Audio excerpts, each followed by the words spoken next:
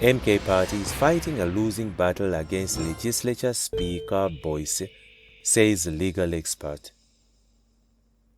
A legal expert has dismissed the chances of the uMkhonto weSizwe Party MKP winning a legal battle against the Speaker of the KwaZulu-Natal Legislature, Nontembeko Boyce.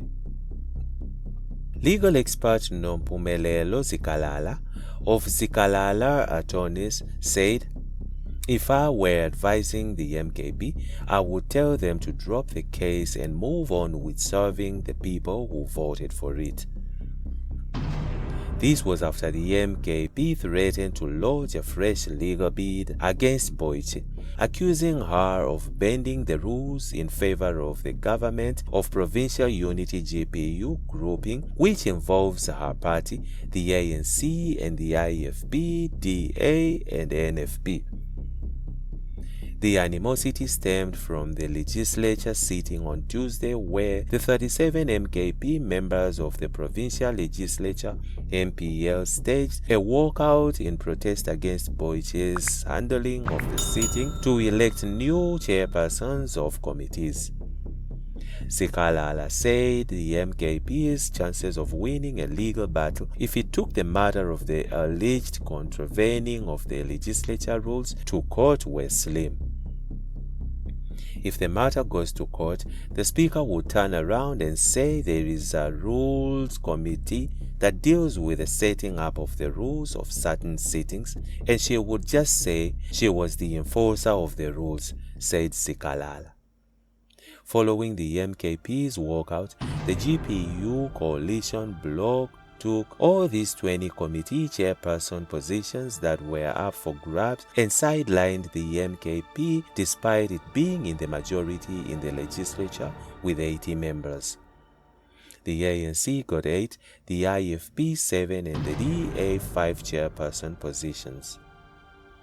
The MKP's Dr. Mbajwa said the party was considering taking legal actions over Tuesday's legislature sitting, which Mbajwa described as flawed.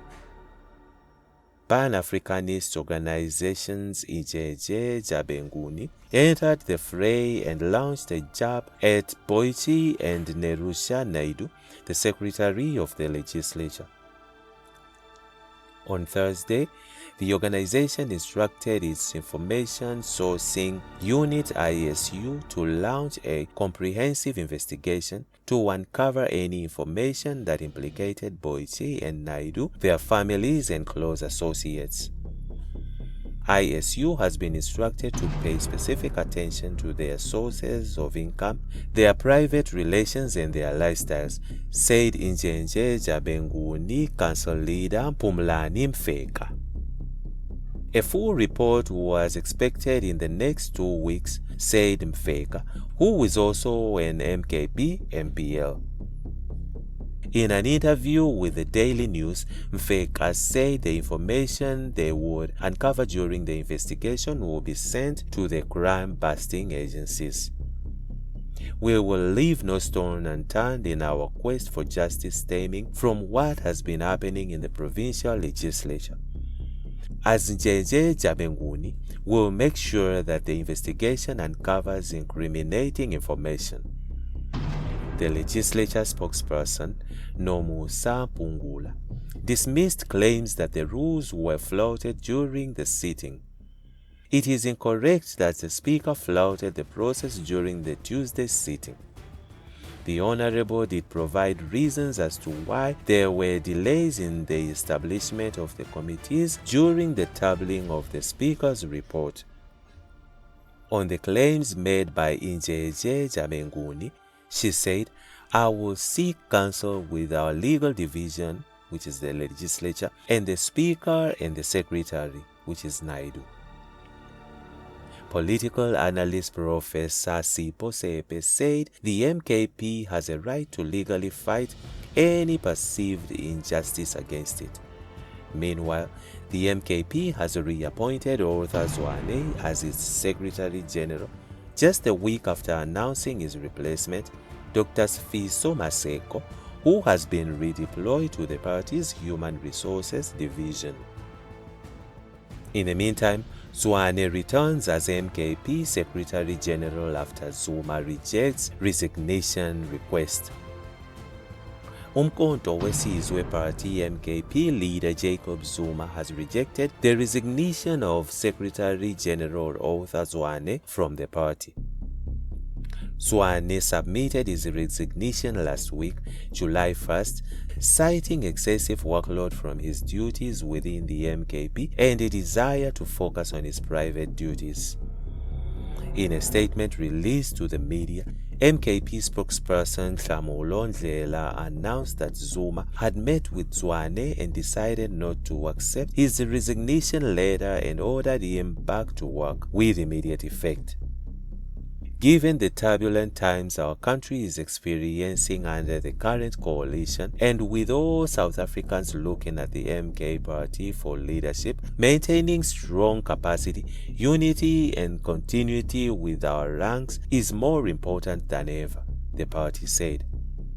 According to the MKP, the main reason, among others, is that at its founding in Bela, it identified crucial tasks necessary for preparing them for future challenges, particularly fortifying the organizational structures in anticipation of the upcoming 2026 local government elections and beyond.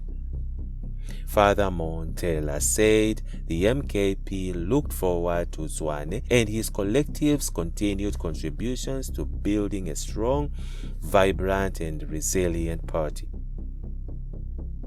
To further strengthen internal human capital,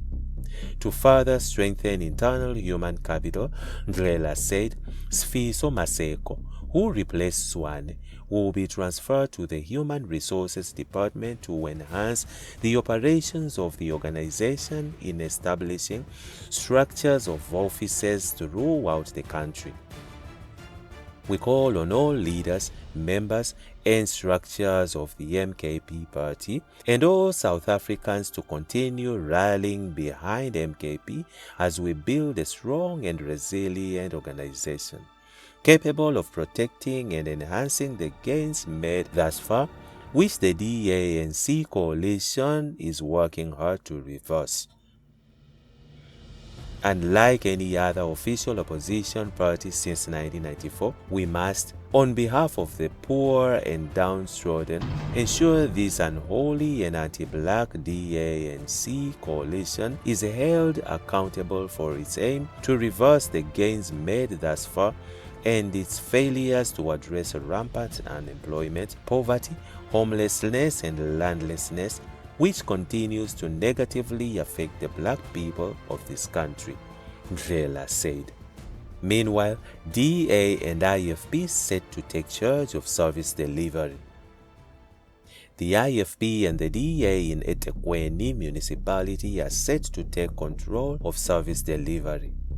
The parties are expected to load the governance committee tasked with the delivery of houses, water, electricity, and expected to lead the Human Settlements and Infrastructure HSI Services Committee, which will now be split between the two, with the IFP leading Human Settlements and the DA leading Trading Services Infrastructure.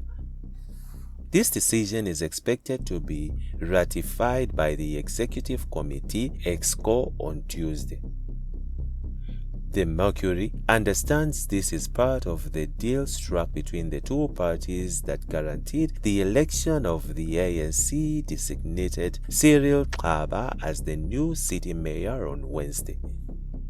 This means the IFP, ANC, DA, and NFP, who already have a working arrangement at provincial level, extend this arrangement at a municipal level. Sources in the municipality said the post of Speaker would remain with the ANC, the post of Deputy Mayor would remain with the ANFP, and the MPAC, Municipal Public Account Committee, remains with the EFF. The ANC will chair the Ethics, Community Services, Governance and International Relations, Economic Development and Planning Committees. Another source who is aware of the negotiations said the DA and AFP were given the HSI Services Committee to run as the DA had backed the ANC into a corner, demanding that it give an assurance that it will honor this commitment, or the DA would have fielded its own candidate for mayor in opposition to Xaba. There were frenzied discussions during the council meeting on Wednesday. The election of the mayor was delayed for close to 1 hour, with different parties calling for private caucuses with their members. At one point, the ANC feared it would not be able to elect their preferred candidate mayor, said a source. They had to engage with the EFF to ask them to vote with the ANC or abstain.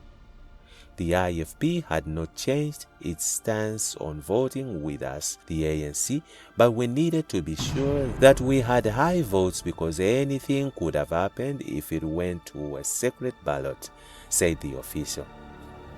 The ANC had given the DA this important committee, but I guarantee you they will use it to beat up the ANC. The source said this was an opportunity for the DA to claim it was better at running the city. Speaking on the allocation of the committee, IFP Councillor Mpumelelo declined to comment. The committees are decided on by the Executive Committee and it has not sat yet, so it is very difficult to comment on rumors that we've been hearing. Nkosi is a member of EXCO and is considered a front-runner to be elected to that post.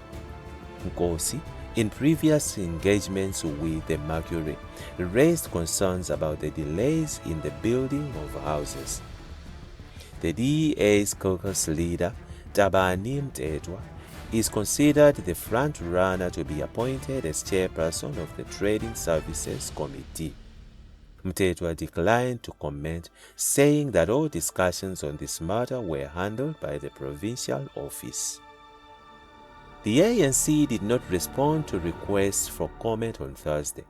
The party had previously said it was open to sharing committees with other parties. And that's it from Egypt's network. Stay tuned to our celebrity and gossip news.